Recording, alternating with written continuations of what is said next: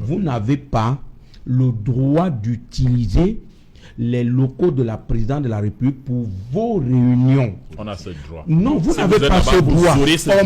Non, si, on a ce il faut être conséquent. Si le SDF demande la présidence de la République pour tenir ses réunions, voilà. Non seulement... Il faut se rassurer qu'elle est libre à ce moment-là pour faire la réunion. Si la présidence est libre, on peut vous l'accorder. C'est Alain, je pense que... Oui, Desposo. Mettez-le Joe d'abord. Oui, c'est Alain. Comme j'ai dit, après, vous avez suivi les évêques en début d'année 2025.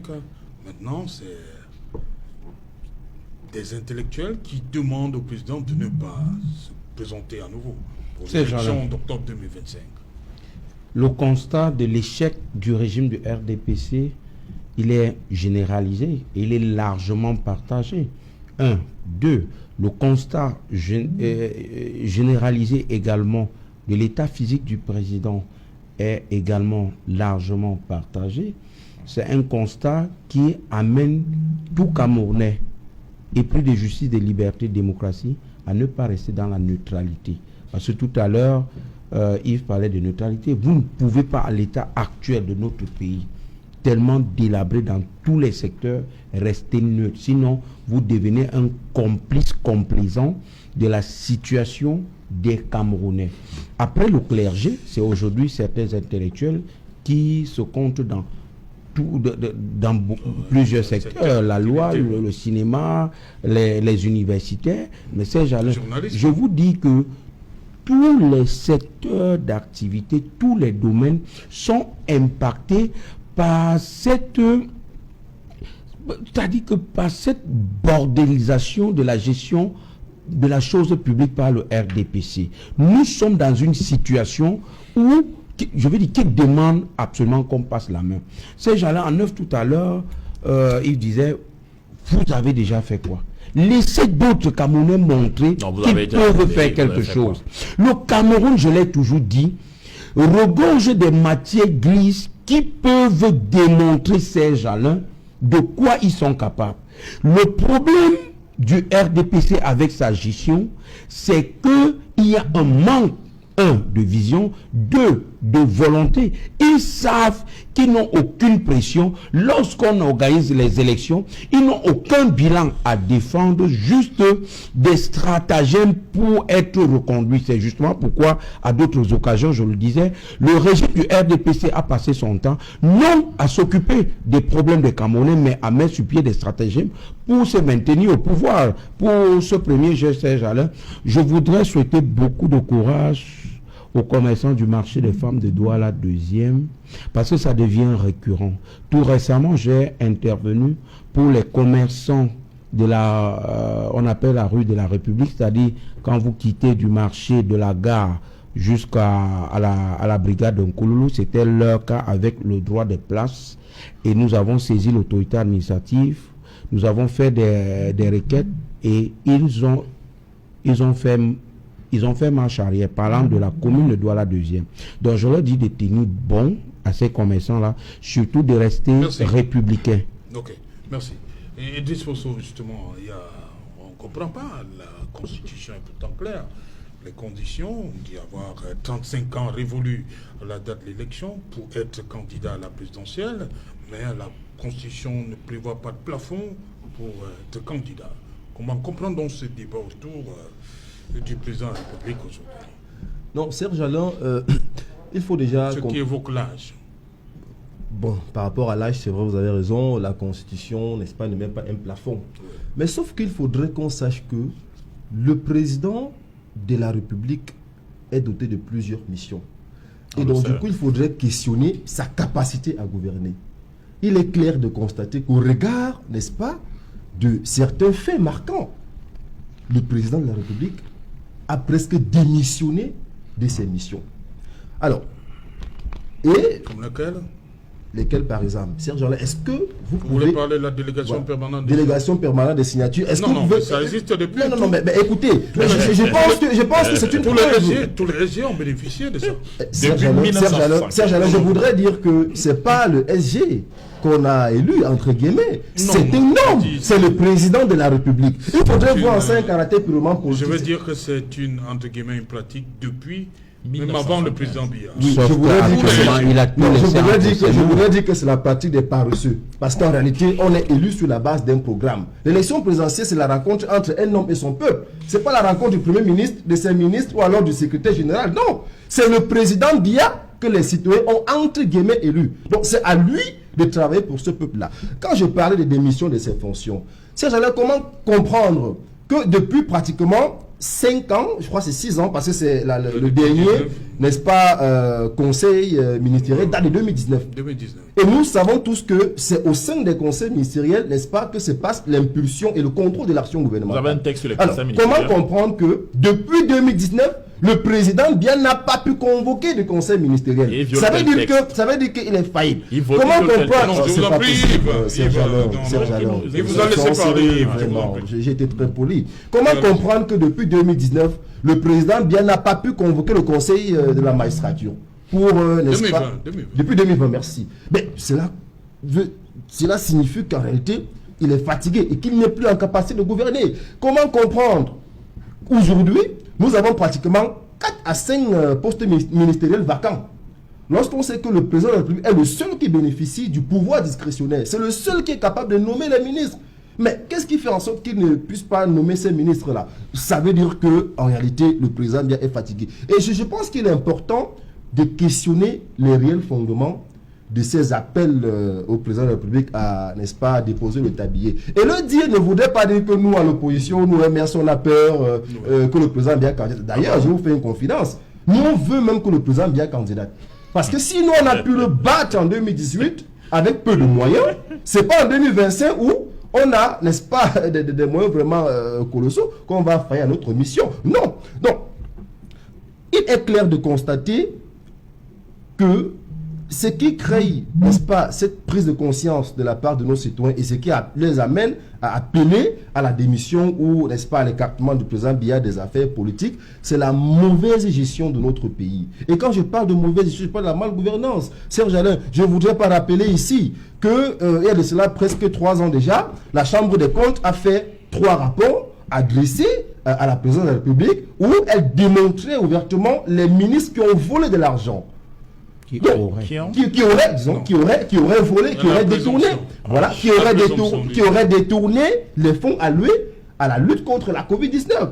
Voilà des gens qui volent l'argent qui est destiné à sauver des vies. Non, le terme n'est pas bon. Bon, ok. Voilà des gens qui auraient volé l'argent. Non, qui auraient volé, détourné non. Il ne peut pas. Non, Il peut pas. Donc, Serge Alain, et je crois que l'une des actualités les plus marquantes de la scène politique aujourd'hui démontre une fois de plus à suffit que le président bien est en incapacité de gouverner. Okay. Comment comprendre, je vais sortir par là, qu'on puisse mettre, c'est-à-dire que qu'on puisse mettre à l'actif d'une formation politique tout le personnel étatique et même l'instrument étatique. Je parle là des réunions que préside le SGPR à la présidence de la République. C'est-à-dire qu'on convoque les députés RDPC pour présider, pour préparer l'élection, pour préparer l'élection présidentielle. C'est le secrétaire général, n'est-ce pas, qui le fait. On met à l'actif du RDPC l'appareil et l'instrument étatique qu'est la présidence de la République. Lorsqu'on sait très bien les missions qui sont celles du secrétaire général, d'une présidentielle comme d'une présence comme celle de la République du Cameroun. Donc vraiment, moi je pense que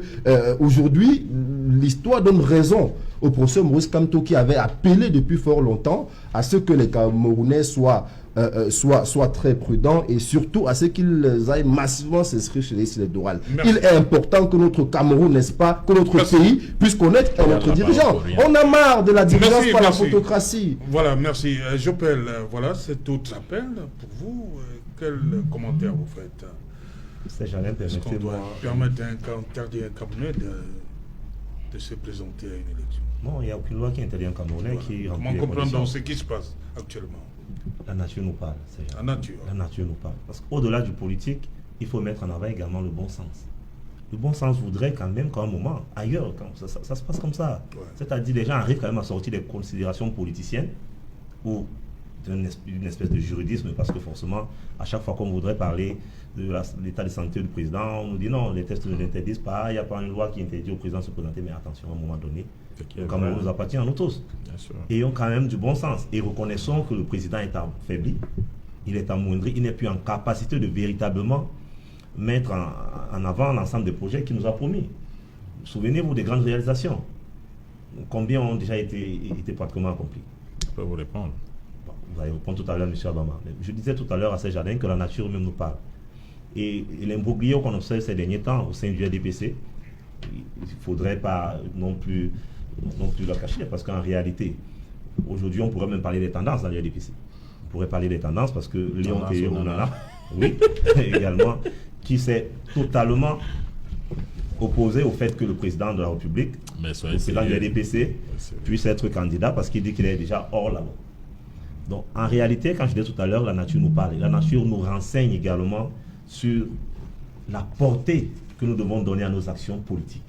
Parce que le Cameroun, au sortir des élections en octobre, devra véritablement reprendre, se relancer. Mais on ne peut pas se relancer en restant dans des espèces de mêmeté.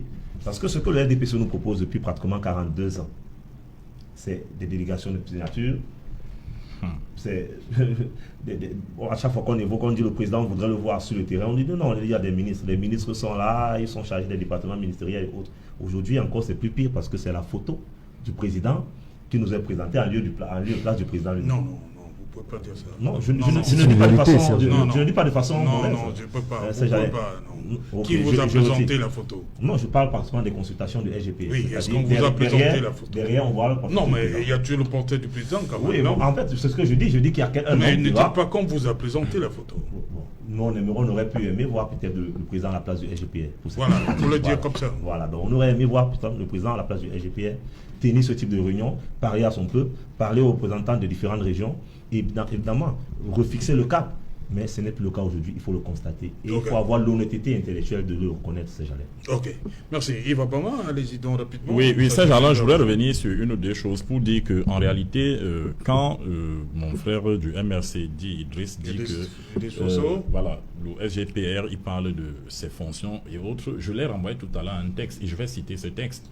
Il y a un décret de 2011 qui réorganise les services de la présidence de la République. Et ce décret, je pense, en son article 2, dit que le ministre secrétaire général à la présidence de la République est chargé de la liaison avec les autres institutions de la République. Parlement, Cour suprême, bref, toutes les autres institutions. À ce titre, et je pense que c'est toujours le même article 2 qui dit qu'il est chargé de faire la liaison entre la présidence de la République et le gouvernement. Donc à ce titre, Serge-Alain, le ministre d'État est bien placé pour recevoir au Palais de l'Unité. Et je rappelle aux opposants que le Palais de l'Unité, c'est le palais de tous les Camerounais. Je me serais attendu à ce que eux commencent à revendiquer même leurs droits aussi. Pour recevoir, continuez. Oui, je continue. Pour recevoir. Non, s'il te plaît. Je me serais attendu à ce que qu'ils soient en train de revendiquer aussi leurs droits d'aller faire des réunions dans ce palais. C'est-à-dire que si on vient sur un plateau, parce que un parti politique... Non, il veut aller jusqu'au bout. C'est Jardin. Allez jusqu'au bout. Pourquoi j'ai l'impression que vous êtes embêté quand je développe. Non, vous ne développez pas. Voilà, laissez donc que je développe. Je dis que je me serais attendu pour un peu de logique que nos opposants nous disent, ok, on a fait une réunion partisane à la présidence de la République, c'est le parti au pouvoir qui l'a faite. Nous aussi, nous voulons faire une réunion là-bas parce que c'est un lieu public. Je vous rappelle que les opposants dans ce pays font des réunions dans des palais. Le palais des congrès, c'est un lieu public. Ils font des réunions dans des stades. Aucun lieu public n'est interdit à aucun fils de la République du Cameroun. C'est ce que on nous empêche déjà de tenir des réunions dans nos sièges, combien de fois la votre convention, c'était bien. Vous savez qu'on a empêché votre convention de tenir réunion au siège et réunion à Créteil pas l'église de Réveil, s'il te plaît. C'est pas dit que nous sommes dans une église. Mais soyez sérieux, Serge Alain. Vous savez très bien. Non, s'il te plaît. Vous savez très bien qu'on a empêché au professeur Maurice je sais que l'objectif c'est de faire votre objectif c'est vous le savez très bien. Vous savez que votre objectif c'est que sérieux. S'il vous plaît, vous avez déjà 3, je ne peux pas vous couper, mais vous pouvez vous permettre de me couper. Donc je vais faire remarquer qu'en réalité, le palais, toutes les institutions publiques de ce pays appartiennent à tout le peuple camerounais. On voit des opposants aller faire des réunions dans des institutions publiques. Si le RDPC fait une réunion dans une institution publique, fût-elle la présidence de la République, je ne vois pas en quoi ce serait un problème. Je voudrais poursuivre en disant que je vous dis, je ne vois pas. Les opposants qui vont parler du Congrès n'ont pas de siège. Ceux qui sont dans les salles, ils n'ont pas de siège. Donc, je veux leur congrès, ils ont fait un meeting en Japon. Je m'arrête là. Et je ne veux pas parler du palais des sports où le SDF a fait... Vous savez combien on a payé? S'il te plaît, le palais des sports de Ouada. Tu sais combien de millions on paye pour avoir quelques heures? Voilà, il faut savoir que si vous payez ces millions, Tu parles vous comme payez si on ces a millions, nous aussi on les paye. On Vous paye. comprenez? Le palais des congrès a un directeur. Le palais des congrès a une administration. Utilisé à des fins publiques, mais c'est à des fins personnelles. S'il vous plaît, le palais des congrès a une administration et n'importe qui l'utilise paye. D'accord? Vous avez utilisé le stade de la République, vous avez payé le stade que vous avez utilisé. Bon, s'il vous plaît, non, laissez. Bien sûr, nous avons payé. Montrez-moi que vous êtes soyez démocrate. Montrez-moi que si vous êtes au pouvoir demain, je pourrais parler. Non, vous ne l'êtes pas, je ne le vois pas. Donc, je dis qu'en réalité, dans la première partie de cette émission, je ne veux pas laisser les autres blagues, il y a quelqu'un qui nous a parlé ici des élites du Sud. Les élites du Sud qui auraient appelé au départ du président de la République. Je veux dire que ces élites du Sud, c'était... Voilà, aux populations. Voilà, je veux dire que sur la scène politique, il faut qu'on sorte de la filouterie idéologique. Ces élites politiques, ces élites du Sud, c'était qui? C'était par exemple le professeur Bayonou, tout le monde connaît son alliement idéologique. C'était par exemple M. Willy Mungue. C'est des élites du Sud. Quand on fait le décompte, on arrive à 8. Je veux dire qu'en réalité, on ne peut pas entretenir le jeu politique dans les doles. Vous comprenez? Vous ne pouvez pas vous arroger la paternité d'une région. Vous dites, et j'ai vu ça diffusé sur les plateaux de télévision, les médias, y compris ça, et qui nous ont dit, les populations du Sud, les gens demandent que... Non, c'est le ministre non, on ne peut pas le faire. Le ministre... Pourquoi les élites ne font pas un droit de les ministres qui le font, nos responsables qui le font sont les responsables politiques de terrain. Pour la plupart... C'est les autres qui ne sont pas les responsables politiques de terrain. Ils sont élus. Je laisse les ministres, je parle de nos parlementaires. Les autres sont élus. Les nôtres représentent le peuple. Les ministres qui partent dans leur département. Donc si vous avez des élus et que vous voulez que ces élus-là dans le Sud parlent pour le Sud, mettez ces élus en avant. Ne prenez pas piquer venez pas piquer 2 ou 3 individus. Vous dites, voilà les élites qui parlent pour le Sud. Non, je pense que c'est de l'osif. Ces gens-là, je voudrais sortir en rappelant ici que... les médias d'avoir fait quoi? Je vous ai pas... J'accuse les médias d'avoir repris systématiquement, et principalement, excusez-moi, de mettre en accusation, on a repris quoi? De reprendre systématiquement ces thèses qui veulent que des militants d'un parti se réunissent et signent. Au lieu de signer militants de parti, ils disent élite du Sud et ça cite. Pour ça, ces gens-là, vous savez, vous pouvez prouver dans un parti politique, vous pouvez prouver que le professeur voilà. Dans un parti politique, il y a ce qu'on appelle les militants, il y a ce qu'on appelle les sympathisants. Alors, les militants ont des cartes. Non, les militants ont des cartes. Des sympathisants, quand ils parlent, vous sentez qu'ils sont... Vous avez dit que le professeur Bayonou est un militant. Bon, je corrige ça, il est au minimum sympathisant. Vous voyez, donc, dans le compte rendu, ayons l'honnêteté de dire que ces gens qui sont en train de signer, et c'est la même chose pour les intellectuels qui signaient tout à l'heure, ce sont des gens qui ont des apparentements politiques. L'autre dit ne leur enlève pas leur droit de donner une opinion sur ce qui se passe. Mais Yves, quand vous avez fait des appels du Grand Nord à la candidature du chef de l'État, pourquoi vous n'avez pas dit que c'est le RDPC qui appelle? Bon, on avait dit que vous avez dit que l'appel des jeunes du Grand Nord, alors qu'en réalité, c'était des militants du RDPC. Je te réponds. Les jeunes du Grand Nord qui appellent à la représentation du président de la République, effectivement, c'était en majeure partie les militants du RDPC. Et pourquoi vous dites dans les jeunes? S'il te plaît. Vous n'avez jamais entendu dire dans cet appel que le Grand Nord a appelé. Non, les jeunes du Grand Nord. Dans cette affaire du Sud, moi j'ai suivi des médias nous dire le Sud demande aux populations de ne pas à ces les élites du Sud. Non, pas les élites. Et la vérité, c'est que ce sont les élites du Sud. Bref, je veux vous dire qu'en réalité, le jeu de l'osif dans lequel nous sommes ne profite à personne. Il contribue plutôt à embrouiller la population. On donne le sentiment qu'il y a à gauche des gens qui peuvent faire un certain nombre de choses, dire un certain nombre de choses. Et on les relaie. Et à droite, ceux qui n'ont pas ce droit. Les Camerounais du RDPC ont on vous a compris. Je pose une question.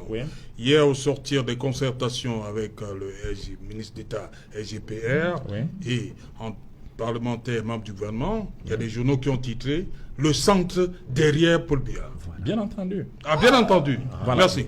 Oui. Et là, je voulais, sur la qualité, très bonne question, Serge Alain.